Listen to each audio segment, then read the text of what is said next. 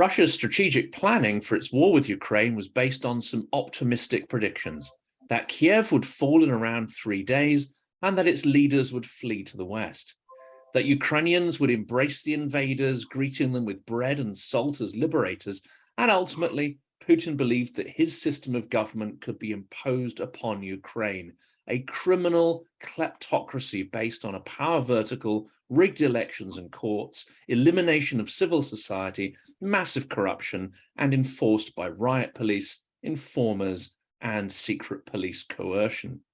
To an extent, Western military planners and media also anticipated a swift Ukrainian capitulation. But this did not happen.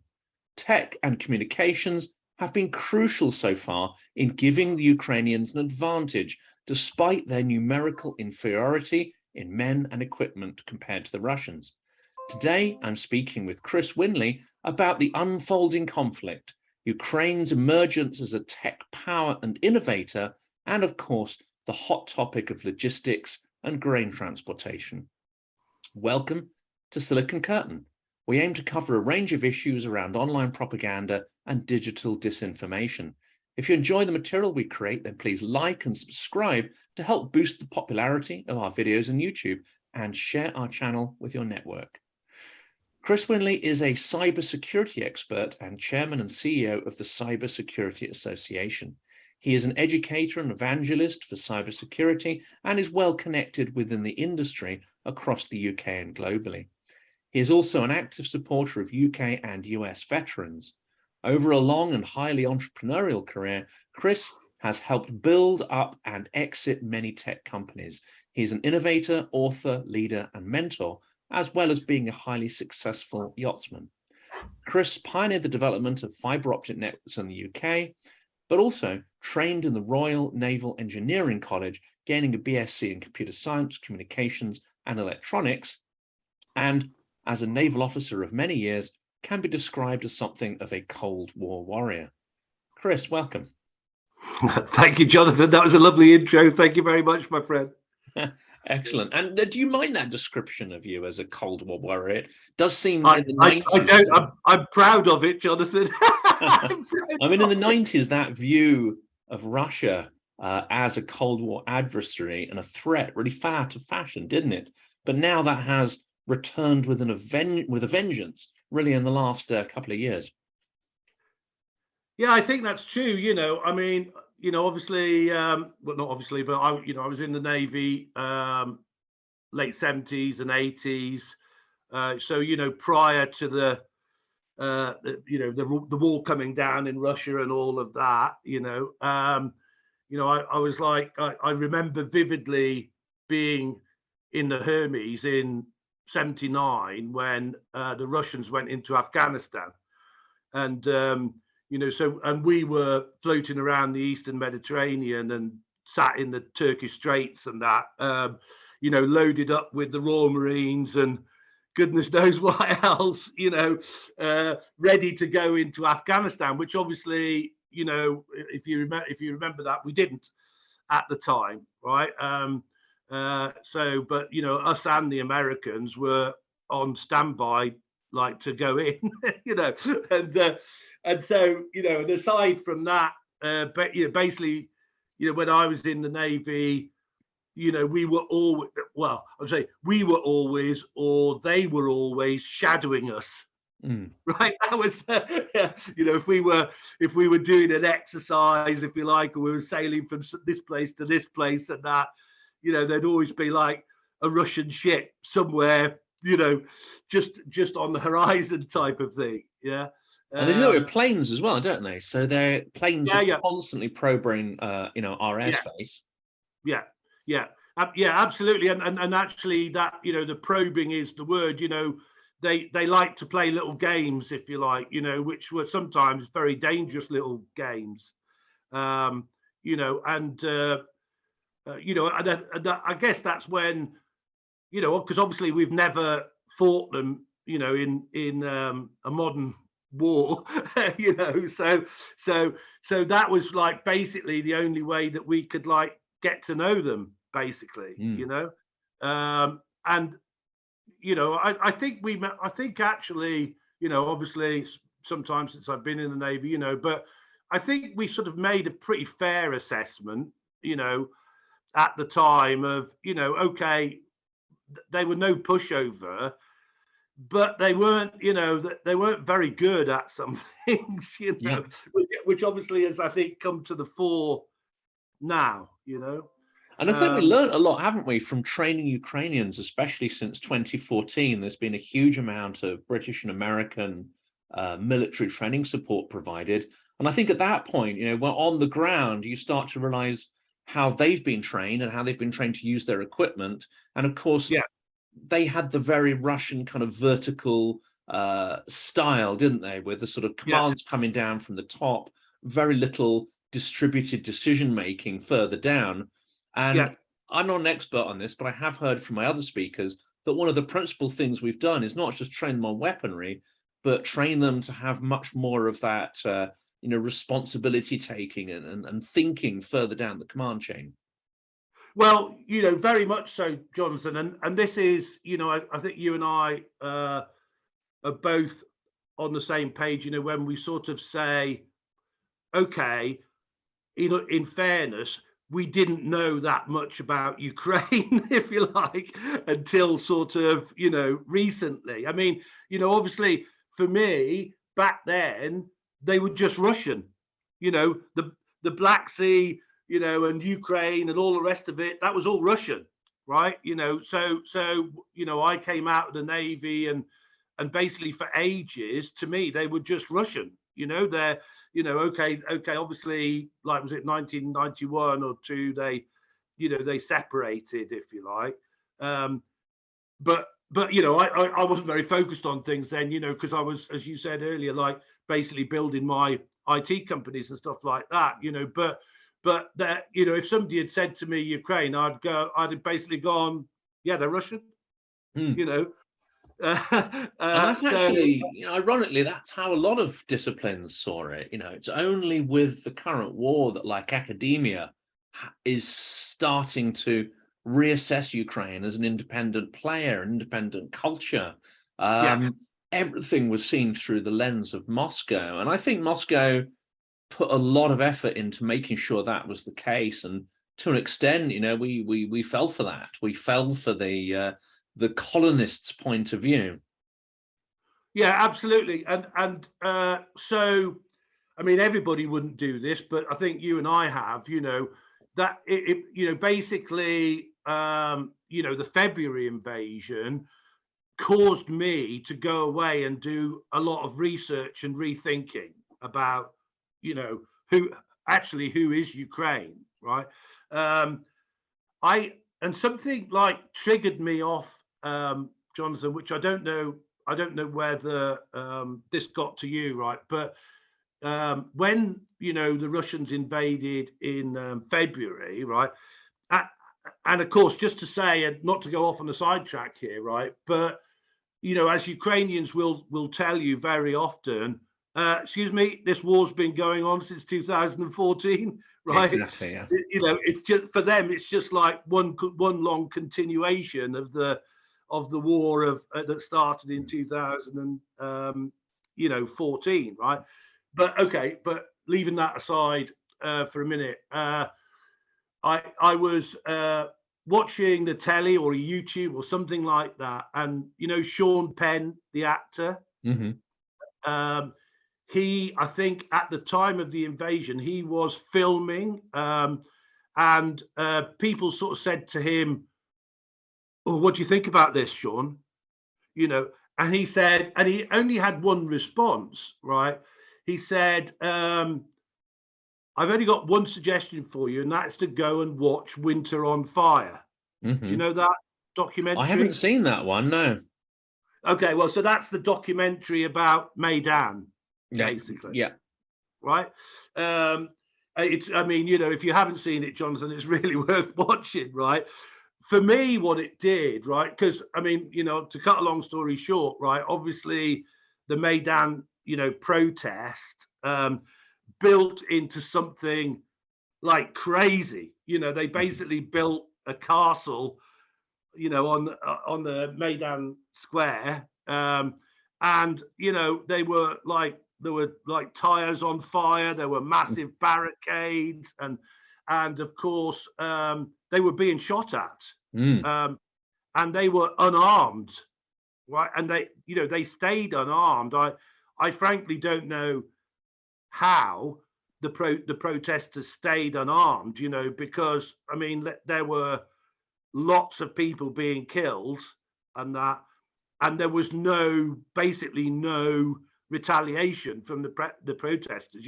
They weren't going and getting their guns and firing back at that time. It was a peaceful protest, But they right? stayed out, didn't they? I mean, it's freezing cold. They Yeah, went in shifts. Civil yeah, society emerged, so people would be bringing food and supplies and yeah, organizing. yeah, And this is really interesting because we're going to talk about technology in a minute. But I think several of the Ukrainians I've spoken to who are on this sort of digital front line, they've all made the case or explained to me that their digital activism now and the yeah, techniques they're developing to counter propaganda, they all yeah, became awakened, as it were, yeah, during that Maidan protest. This is the yeah, source of Ukrainian civil society. And we'll talk about tech in a minute, but yeah. also, the tech industry has evolved as a response to that sort of Russian meddling, pressure, and aggression. Definitely. And that's exactly, when you saw that, I came away from watching that and I went, oh my goodness, the Russians are never going to win. And that's exactly what Sean Penn wanted us to know, right? He wanted us to know that they were never going to take Kiev. Mm. They were never going to, right? Take that city. But then when you saw things unfolding, you realize they were never going to take any city. The only reason to me, the only reason that they've got Kherson is because it was basically mistakes and traitors Mm. and collaborators and that basically gave it to the Russians. That's not widely said, but that's my view on it. Well, it's actually been reported a bit more in the last week or so. Now that Ukraine is looking like it has a chance, at least, of retaking Kherson and taking that bridge of land, which is then bordered with some waterways, and they've been destroying the bridges to cut off Russian supplies. There has been some talk about why the city fell in the first place. Yeah, And Russia, of course, put a vast amount of money into bribing local officials, and they yeah, received, I believe, quite a lot of intelligence on the ground that yeah, helped with that invasion. And of course, I think it was last week or the week before, the Ukrainian government has had a major purge of incompetent ministers, and even some ministers who've been linked with some of those sort of not quite disinformation, but you know what I mean, passing information yeah, to the opposite yeah, side. And of course, critics of Ukraine will say, "Oh, that's an undemocratic move," forgetting that every Western government, the prime minister has the authority to rejig their cabinet and hire and fire ministers at will. And here mm. there's an even more compelling case, as you say, of potentially either incompetence or worse, collaboration. Yeah. I basically think, as with every other city in Ukraine, the Russians would never have taken that. I mean, Mm. particularly they would never have taken Kherson, with the river and the bridges and everything else that we see now, that are basically weak points, if you like, Mm. from the perspective of Russians holding it. But like you, I want to get to like the IT and the digitalization and the Yeah. cyber bit. But one of the things that like shocked me really when I looked into like the history of the Ukrainian military in particular, that we just don't understand, and I cannot understand how Russia didn't understand this, right? Mm. Uh, and that is, to try and keep things short here, that when Ukraine separated from Russia, it was probably the third most powerful military in Europe. Yeah. I mean, it had something like 800,000 men. 6,000 tanks, 7,000 armored vehicles, 1,500 combat aircraft, 350 ships. And of course, it had actually 2 strategic rocket forces, right? And 3 Soviet military districts across Ukraine, right? Yeah. I mean, we're talking, so in 1992, we are talking like a massive, massive military. They're saying that even in 2014, they had something like 2.5 million tons of conventional ammunition, 7 million rifles, pistols, machine guns, etc., in 180 military bases in Ukraine. And I think it's even further, isn't it? Because, the Russians love talking about the Second World War. I mean, they fetishize to an extent their victory in the Second World War. Has become something of a cult in Russia, but actually forgetting that the highest losses per capita were in Ukraine, and many of the key battles were fought there. So of course there's that residual memory of that, and the Ukrainians are known as being a people who will defend themselves extremely vigorously. But not only that, I mean, something I didn't know until we started to research this over the last couple of days, but the Ukraine was also a powerhouse of advanced weaponry development within the Soviet military-industrial complex. Because I lived in St. Petersburg, I knew there was a lot of shipbuilding expertise there. I hadn't quite realized that much of the advanced aviation industry and rocketry was actually based in Ukraine. You took the words out of my mouth there. Literally, Jonathan, right? So some stats that I got, is basically 30% of the Soviet military industry went when Ukraine went with Ukraine, right? They have, their key industries of coal, electric power generation, both hydro and nuclear, metals, obviously Avastal being, one of those, machinery, transport equipment, chemicals, food processing, all of this went there. And by the way, Jonathan, right, I believe that this was a big factor in Putin's mind, in my view, right? But like you say, there are I don't know whether you'd agree with this, but like when I thought of Antonov, I went, that's a Russian airplane manufacturer. Of course, yes. No, Ukrainian, absolutely. Right, yeah, and then for example, in Kharkiv, they have the Malashev tank factory there, and that factory has been manufacturing T-64s up to T-84s, for decades. Yeah. For decades. And then another important one, which I think bears really worth looking at, is a company called Motor Sich. And Motor Sich basically builds engines and gas turbines for planes and helicopters and ships, right? And notably, Jonathan, in 2021, they signed an agreement with Baykar, the manufacturers of the Bayraktar drone, right, to supply Turkey with engines for the drone, for the Bayraktar drone, right? So there was that. We wonder how there's that close relationship, between Turkey and Ukraine, right?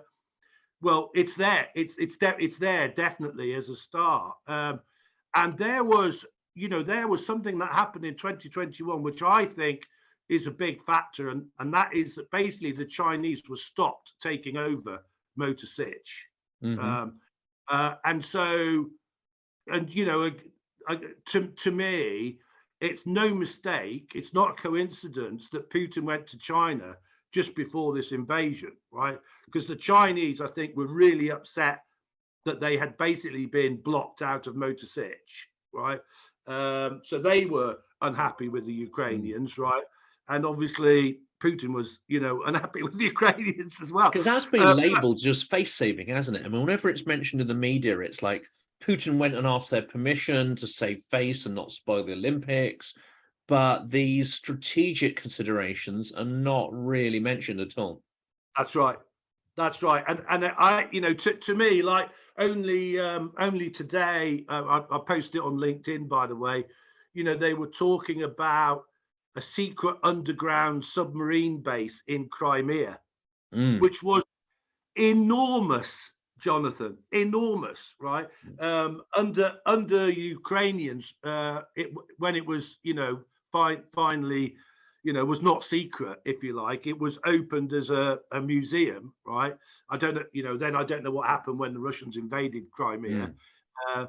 but you know, so probably it's sort of like closed down again now. I don't know, but yeah, the I really agree with you, right? I just don't think that part of it has been covered, right? No. And you know, so literally, as we start to get on to talking about, you know, how are Ukrainians so tech savvy, right?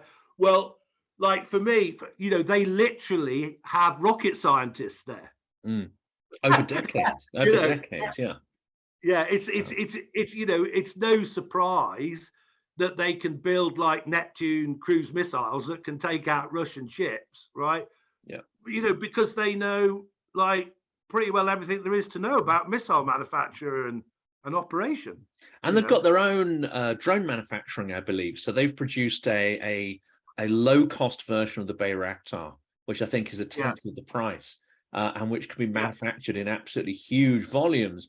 I'm not sure if they're going to be able to bring it to bear in this conflict, but it raises the possibility of drone swarms that could take out, you know, an entire front line. So not only are they able to have the engineers and the capability to service existing equipment, which of course they can because they've got all that industry, they're able to repair Russian tanks, turn them around, captured ones, which has been incredibly impressive. yeah, But let's turn to that idea of high tech, because they're also innovating in a range of new techniques and industries, aren't they? Right on the cutting edge of tech and defense.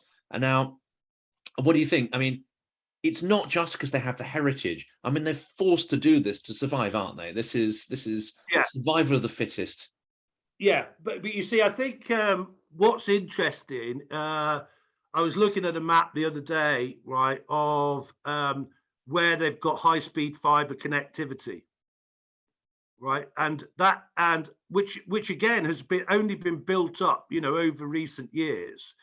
But you know, Lviv, Cherna, I'm not sure about how you pronounce that. Chernovica, is it, or something? Kyiv, Kharkiv, Dnipro, Zaporizhia, Mariupol, Odessa, Mm. all of those, you know, have fiber optic cable basically throughout those cities, right?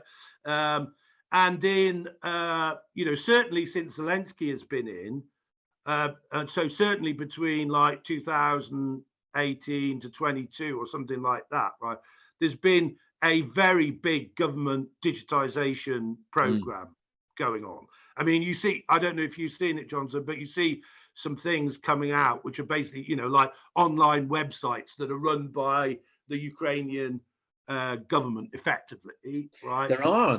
I mean, there's a lot. In fact, two of my speakers are from, you know, that ecosystem, as it were. Yeah, But yeah, there's also a ton of private initiatives as well. It's an extraordinary. I mean, you know, if you know the sort of evolutionary analogy, it's almost like a Cambrian explosion of I techniques do. and technologies. Yes, I do. Well, being half Welsh and that, you know, that does of resonate. course.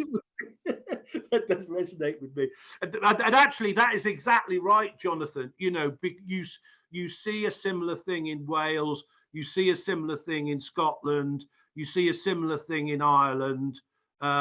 You know that you know, and the same thing happened in Ukraine. And again, you know, like I've been in information technology and cybersecurity all, you know, basically all my life, you know, certainly since I was in the Navy and that.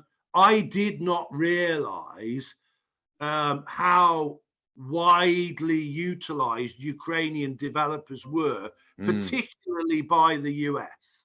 Yes. Right? Yeah. So and basically the Ukrainian income from IT services, grown from about $110 million in 2003 to about $5.5 billion in 2020. It's Right. huge. It's phenomenal growth, isn't it? Yeah. And you've got there's talk there of Ukrainian developers working for US companies making $250,000 a year, something like that, so basically making almost like, if probably US prices, US They wages. certainly can do. I mean, they've moved very rapidly, I think, from being at the sort of lower end of the charging scale. When you compare it to sort of India, Philippines, etc., where you would have traditional sources of development skill. I think they started right at the bottom end of that pay scale, but as you say, they've moved rapidly up to the point where you have to have quite a robust business model to be able to hire Ukrainian developers now. It's not the cheapest solution. I mean, it's one of those things like, when you know about it, all of a sudden, all of these examples come out of the woodwork, Yeah. So I have a great friend, in America, who was one of the original HubSpot founders. You'll know HubSpot, right? And he went off and started another startup in the US, OneScreen.ai.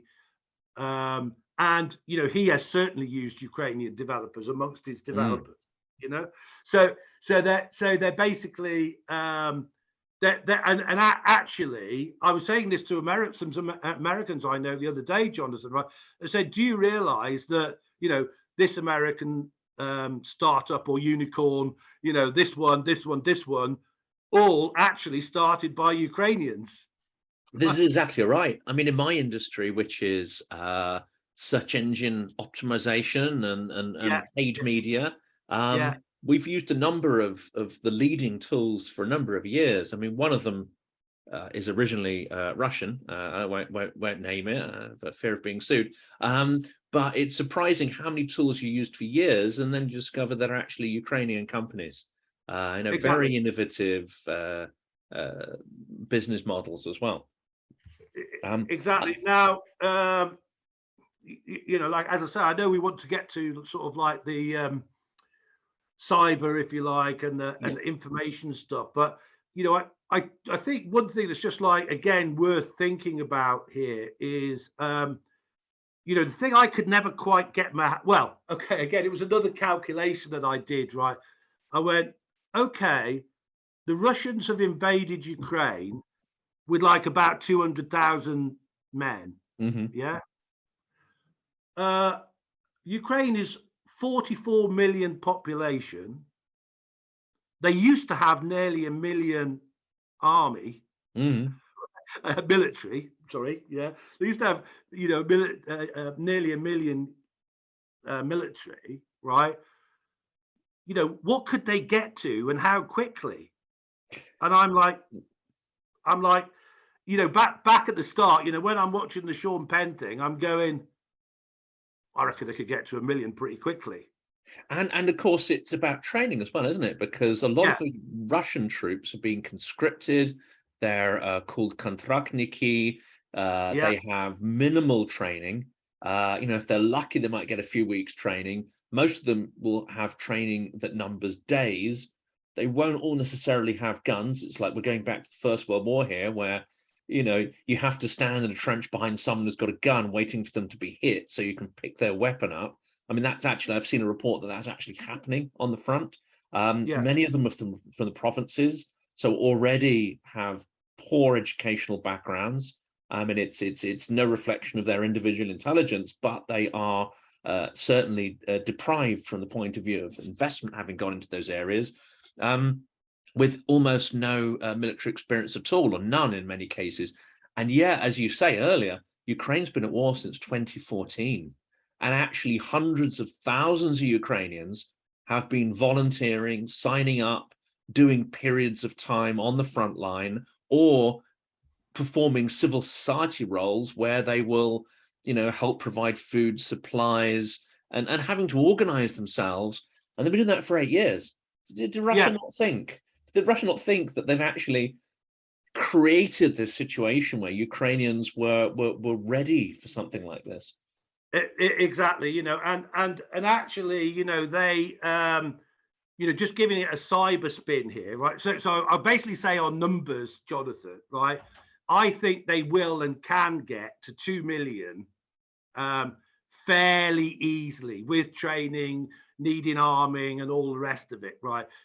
But even that, as somebody pointed out to me the other day, they said, well, yes, Chris, but even if you look at countries that are at war and the percentage of their population that went to war, they could go beyond that, if they had to, right?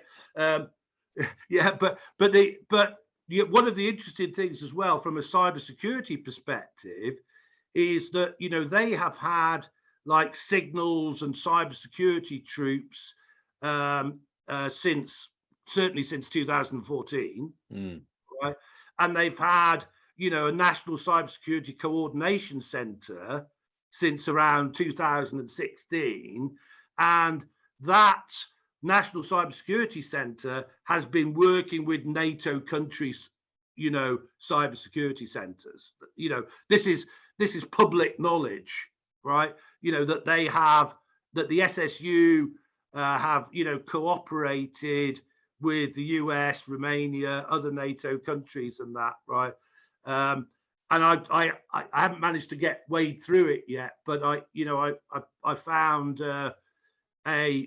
basically a white paper or some research paper that had been done by the US Army, in 2017 on the state of Ukrainian, cybersecurity operations, not just cybersecurity operations, but cybersecurity, electronic warfare, intelligence, information warfare, all of those things, go back at least to 2017. Because isn't the and these are fairly anecdotal, but something we were definitely going to pick up on is this idea of reconnaissance, intelligence, which fundamentally require two things, don't they? You require a robust kind of communications network, but it also requires a fairly independent way of thinking. It requires people to be taking responsibility for these communication networks to really function properly. And that seems to be an area where Ukraine are excelling. I've heard reports of people using the mobile phone network. A tank will pass by their house. They will dial it in because, the infrastructure is being created for people to dial in this kind of reconnaissance. So they sort of weaponize the entire civilian population. And then someone a mile down the road will dial it in as well, and they'll be able to triangulate the movement and speed of those offensive forces, so they can take them out then with drones further down the road. There's some very interesting mass communication techniques.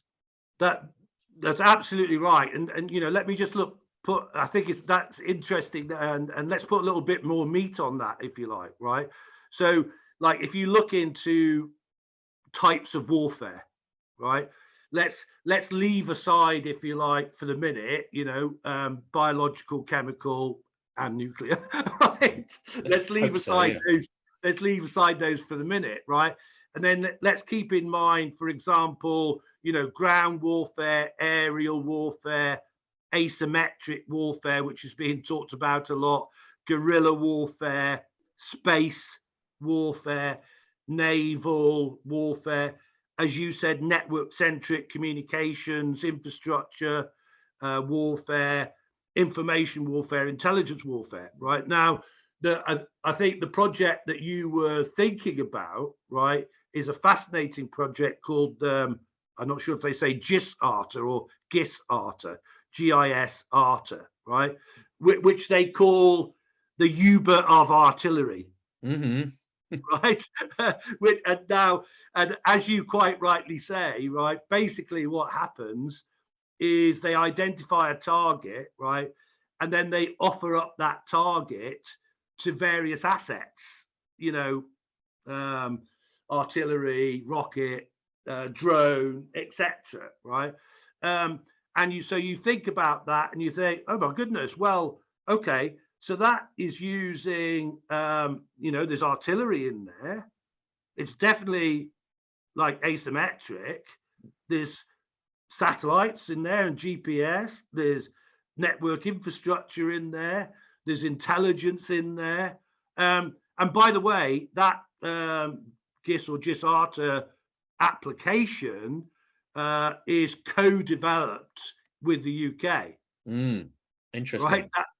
So I don't know the detail of it and that, but from what I've read, it looks like the artillery experience in the UK was combined with, the other experience, if you like, of Ukrainian developers, and they put this GIS-ARTA solution together. And the satellite infrastructure, I mean, that clearly the intelligence is coming from the US and the UK, I would have thought, or the sort of Five Eyes or whatever infrastructure is in place. That's coming from the Allies, isn't it? Yeah, and you've got, what's it called? Is it Skylink? Elon Musk? Yes, Elon Musk network as well. Yeah, absolutely. I mean, a lot of his servers have been spotted, haven't they? A lot of hardware from Elon Musk has been going into the field. Yeah. He sent truckloads of satellite dishes and that over for the Ukrainians to use, And here, coming back to that IT point, which is a fascinating one, and of course, Russian troops were, their mobile phones were largely confiscated while they were in that training period, i.e. waiting on the border for the signal to go. Their phones, materials were confiscated, both so that they couldn't know what was going on, because many of them thought it was a training exercise until, they were actually being fired on. But they also didn't want that sort of mass reporting of losses going back to the home front. But it also transpired that they had to take those mobiles because a lot of the communication protocols that powered the Russian infrastructure were actually written by Ukrainians. And of course, they were backdoors and hacks, making that network entirely vulnerable. Yeah, I mean, but like in simple terms, basically, the Russians don't have a communications infrastructure for their military. It's certainly not a combined communications infrastructure, and so there are all these like recordings of them basically using Ukrainian SIM cards, for to communicate with one another. It's just completely it's completely mad. That when you put that with there's somebody that I follow, like an OSINT type person on Twitter, and he, a while ago, he came out with, I've been trying to figure out why the Russian logistics is so bad, and I think I've got it. They don't use containers and they don't use pallets. Yeah, and of course Maersk is pulling out, so they didn't have any homegrown technology in that area. Yeah, but they literally don't. Now, if you when I've said this, and if people listen to this, right, they check out any pictures of Russians loading or unloading ammunition, right? It's all done by hand. There are no pallets. There are no containers. There are no containers coming on the trains. It's just like, completely bizarre. And obviously, if you add to that their maintenance issues and that, it's like, well, I mean, obviously, to me, I say to people, well, thank God, or thank goodness, if you like, for that, that they're messing up so badly in that area, because, if they managed to get it all right, then they really would be a problem, wouldn't they? Well, yeah, I mean, it would be.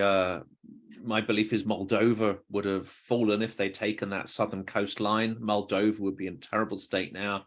They might even have felt bold enough to go into the Baltics and Poland, especially if Trump was in and NATO was divided, then they would have had an open shot at Eastern Europe, and goodness knows where we'd be there. I mean, we'd almost certainly see British troops directly confronting Russians in Eastern Europe if their logistics had not been so absolutely, and I say this in the video, piss poor. The other one, I mean, you mentioned trains a lot, and clearly they're dependent on trains, which is a very Soviet strategic sort of military tactic. But isn't the thing with containers that you don't have to put them on trains? Trains are quite an obvious target for drones and the high-tech warfare. I mean, what you want to do is to stick it on trucks and have them going all over the place so they don't present a single profile target. So isn't that sort of top-down, let's say 20th century technology they're using for logistics really failed them? Well, absolutely. I just can't even, I can't even like basically comprehend it. I mean, I can't remember now like the stats on it, but obviously containerization revolutionized like the world, didn't it? In terms of transporting goods. I think containerization is like held out to be, if you like, one of those things that's actually fundamentally changed the global economy. And yet they don't use them. Basically, and I guess what it shows is, this isn't probably the right way to put it, but it shows that they haven't been in a proper war for a long time, have they? They've fought like Chechnya, Georgia, Syria, Moldova, Crimea and Donbass and stuff like that, right? But they've never done the combined operations, if you like, that the Americans and the British did in Iraq, for example, right? And there's a lot of talk about that, isn't it? The fact that they can't actually pull off and haven't pulled off combined operations at all. No. I mean, the hybrid war, they've been pretty successful at that until, the current situation. But as you say, all the other scenarios, Wagner Group, mercenaries, terror, I mean, that all works on relatively small scale. And of course, Syria was just massive air power rather than having to coordinate, complex multi-platform approaches. And yeah, they've not only failed miserably on logistics, but also I think something we've historically known about Russia, but endlessly forget, probably in our sort of fear of them, and that's that Russia has always been a notoriously corrupt society. I mean, corrupt to a level of complete dysfunction. And I think if you've watched Russian civil society or watched Russian bloggers like Navalny and his team, I mean, figures are difficult to come by, but anything up to 50% of the value of all public contracts, and that would, now we know, probably military ones as well, are basically being skimmed off for different layers of corruption, different layers in the food chain, as it were. I mean, no economy or military can survive if 50% of everything is going on graft and the rest is disorganized. Well, it's so true. So I was just, you got me thinking, if you like, about I'm going back to the statement that you made about like infrastructure, and that, and you got me thinking about like the cyber aspects, if you like, in particular, and I'm going to say something which really sounds stupid in that, but hopefully you'll understand what I mean. That and that is, sometimes cyber people, they put on the internet, they go, would you use an online password manager, right? Or should you use something else, right?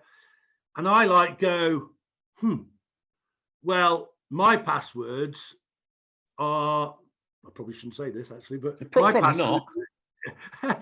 my passwords are not online. I'll put it to you like that. Yeah, you write them down. Yes. And the other thing I'll say to you is that missile codes and stuff like that in ships are kept in safes. Yeah, and it's like, but so basically, one of the things that we talk about a lot is air gaps, right? If you want to actually like cyber secure something, put a massive air gap between it, right? So that it literally cannot be hacked. Exactly. Right? I've heard some wonderful stories about hacking, and I hadn't realized to an extent of how hacking can take place. I mean, I even heard one which I found utterly incredible, which is where there was a series of servers not connected to a network, unhackable in traditional sense. And I think there's a hacking Olympics, I think, that takes place in Las Vegas. And this particular one, I think the challenge was to try and hack some kind of Iranian servers in a nuclear installation, and they were not on any kind of public network.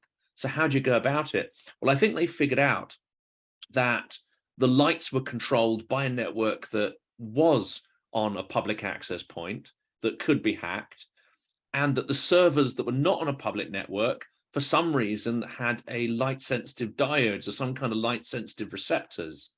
So they could actually hack the lights to emit pulses that would allow them to get a signal through to the diodes, and that would allow them to actually, hack systems that were on a network. I mean, it's just mind-blowing, some of these things. Yeah, and actually, I won't go into in detail, but you may remember that a similar thing was done with the voting machines in America, right? Where voting machines were brought into a hacking competition, and the hackers proved that they could hack the voting machines, if you like, even though they were supposedly not connected to any network. Right? Yes, and when we have to say there is no evidence of wide-scale fraud, just to put that one out there. Otherwise, the conspiracy nuts will go crazy there. And this is definitely not a pro-Trump channel. But staying on cyber, because I know we don't have a huge amount of time left, I want to stay on cyber for the last couple of questions and just look at some of the tactics. Now, right at the head of this video, we talked about Russia's military approach, both naval and air, as being probing. Now, we can also apply that to propaganda, can't we? Propaganda is also always on. Their hybrid tactics around cyber is always on. And I think that's something we really miss, isn't it? Is this idea that they are almost in a perpetual state of war in their minds with us, even if we haven't considered ourselves at war with them. They are continuously probing and testing propaganda narratives and techniques through a range of cyber type channels. Yeah, it's absolutely right. And in the again, we won't go into it now, but essentially the bit of cyber that I'm doing at the minute, right? And we were in the GCHQ NCSC cyber accelerator to produce this, right? It was essentially to protect SMEs, home workers, and remote workers, which obviously in the hybrid working world that we have today, right, is I am a massive fan of flexible working, right? The problem is, from as they say in the cyber world, an attack surface point of view, it's absolutely the worst case, right? If you imagine the situation, where you've got, say, like you, and not picking on you, Jonathan, but you, for example, where one day you're using your laptop in your home, another day you're using your laptop in the corporate office, another day you're using your laptop in a hotel or a cafe, or on the train or whatever it is, right? It's absolutely the worst case scenario that you can have, where you're trying to protect people. And actually, I think, I don't agree with it, but if there is a reason to have everybody sat in an office, in as we call it, the citadel, right? The cybersecurity aspect of it, is one. Like I say, I still don't agree with forcing people to do it because of that. It's better that we try and find a solution.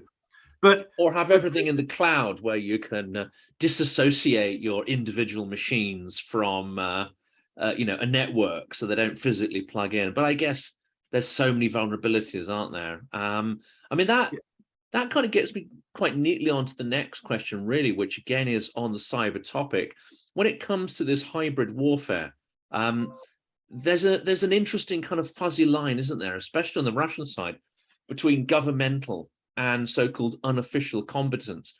And this has been one area where Russia has really excelled at the hybrid warfare, in that it can disavow itself from all sorts of hacking attempts, teams, people. You'll never quite know whether they are genuine independent actors or whether they're working in collaboration with the GRU or whatever. It's quite a fuzzy area, isn't it? Yeah, I mean, I think again, to keep it short and simple, certainly the UK and the US, right, and I would imagine most of the Five Eye countries have effectively turned, at least partially, from a defensive posture to an attacking posture, right? So this is public knowledge. That it's public knowledge that a year or two ago, whatever it was, GCHQ set up, an offensive cyber force. So somewhere in the UK there is an offensive, an official offensive cyber team, if you like, sat. I don't know where it is, but it would be somewhere. If you did, you wouldn't say. So what I'm saying is that that actually that fuzzy line has sort of changed a bit, right? Because that there are now official offensive teams, publicly known. Yeah.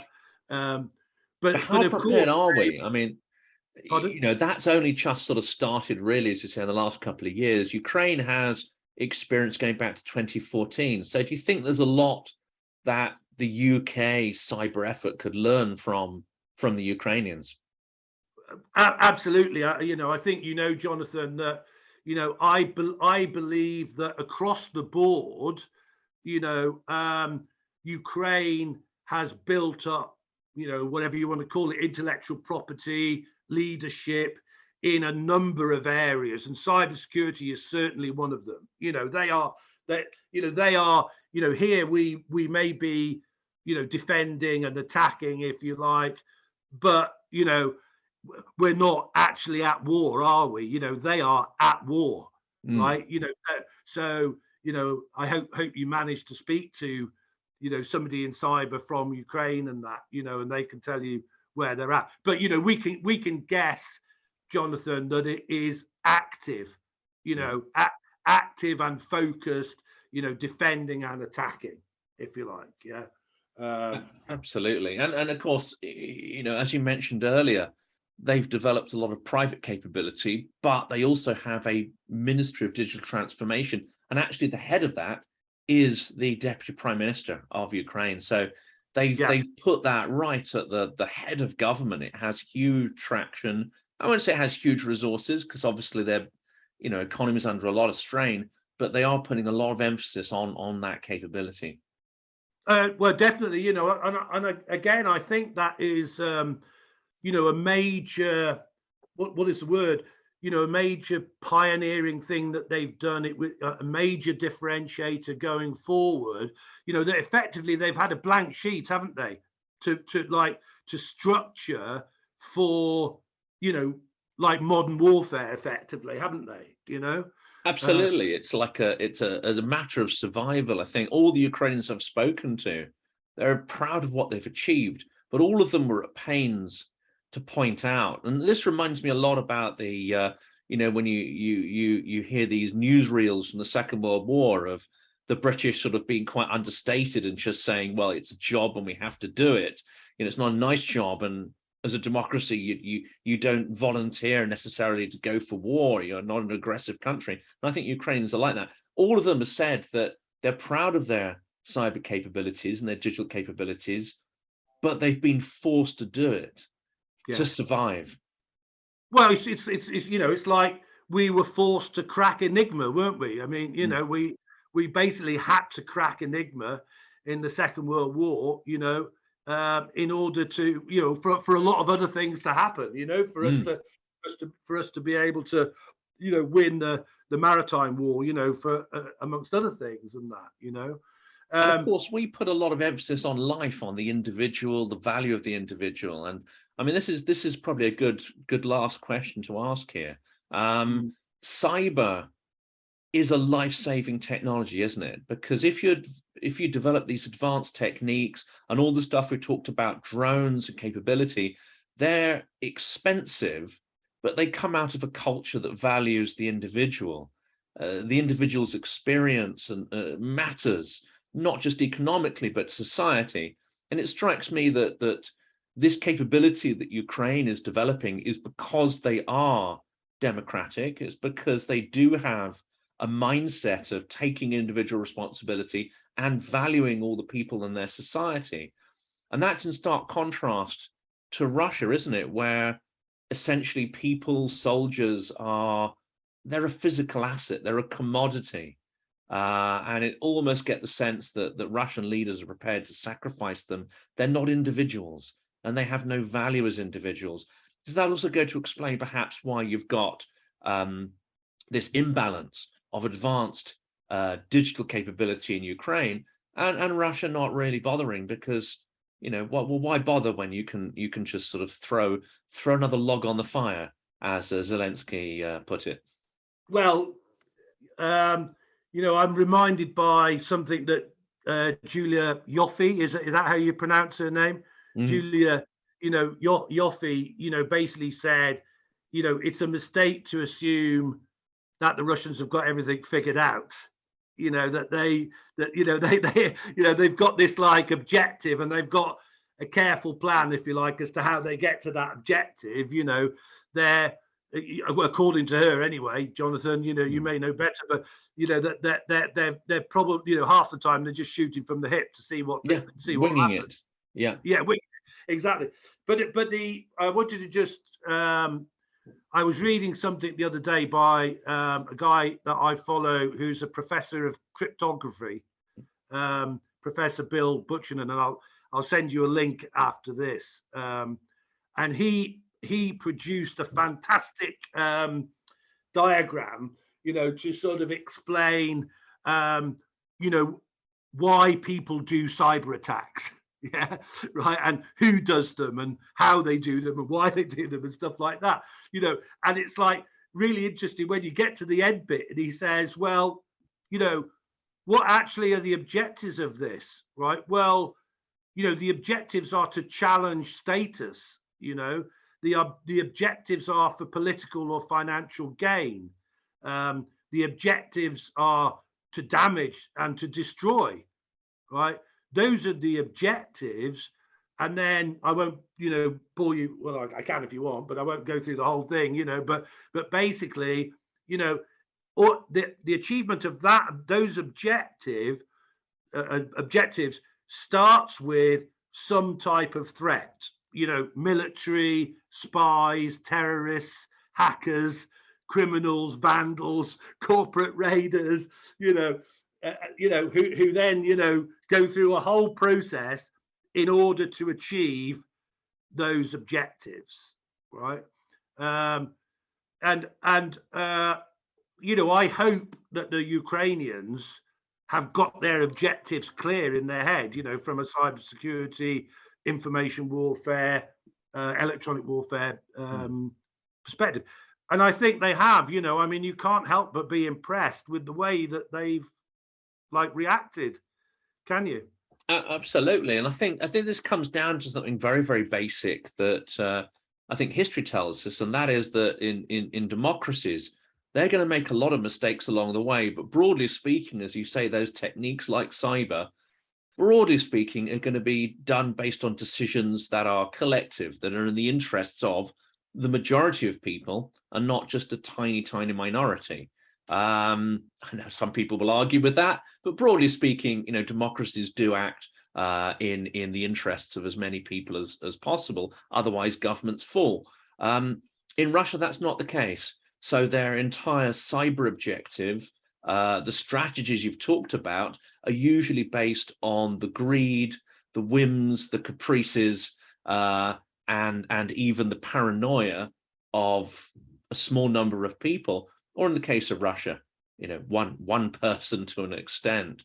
So I think you can see democracy and autocracy sort of playing out in the different cyber strategies. I mean, probably we're going to have to, I know we could probably talk for hours more on these topics, but I think we've covered some of the core topics around cyber. And it'll be fascinating to see how that plays out up until, Ukraine's inevitable victory. It's been really compelling and insightful speaking to you, Chris. And there are so many other things we could unpack here. I believe there's much more to learn about the innovative cyber techniques being developed in Ukraine, which is being forced to evolve that industry for its survival. But I wanted to really thank you for speaking to me today. And glory to Ukraine, defeat the aggressor. Exactly. Slava Ukraine. Yeah, exactly. Thank you, Jonathan. I much appreciate the time. And I'll send you that link later on. Fantastic. Thank you, Chris.